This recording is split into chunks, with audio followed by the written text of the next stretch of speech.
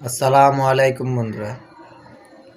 আজকে আমি আপনাদের মাঝে একটি ভিডিও নিয়ে আসলাম। ভিডিওটি অনেক দুঃখের সহিত আপনাদের মাঝে উপস্থাপন করতেছি। আশা করি কেউ ভিডিওটা মন্তব্য করবেন না। আসলে বর্তমানে দেশের পরিস্থিতি খুবই খারাপ। বিশেষ করে আমি কর্মরত আছি চট্টগ্রাম ইপিজেড। আমি যে কারখানাটিতে কর্মরত ছিলাম সেটি কোম্পানি বন্ধ ঘোষণা করেছে। বর্তমানে বেকারে আছি।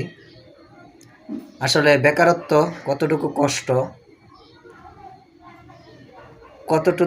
কতটুকু বেদনাদায়ক আমরা অনেকেই বুঝতে পেরেছি।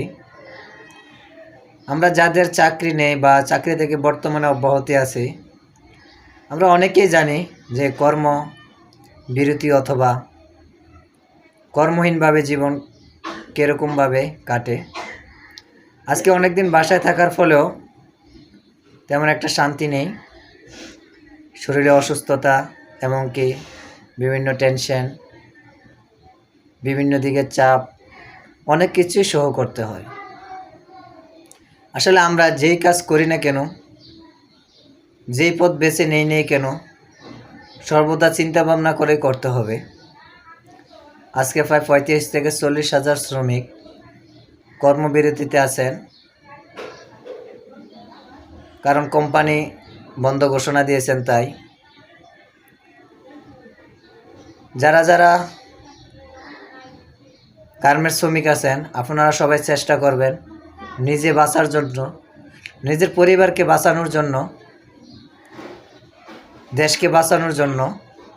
যারা মালিক আছেন, গার্মেন্টস মালিক, প্রতিষ্ঠানের মালিক, বিভিন্ন কর্মক্ষেত্রের মালিক, তাদেরকেও বাঁচানোর জন্য আমরা এমন কিছু না করি যেন তারা আমাদের থেকে মুখ ফিরিয়ে নেয়। যদি কথাবার্তায় ভুলভ্রান্তি হয়ে থাকে অবশ্যই ক্ষমা করবেন, কমেন্টে জানাবেন।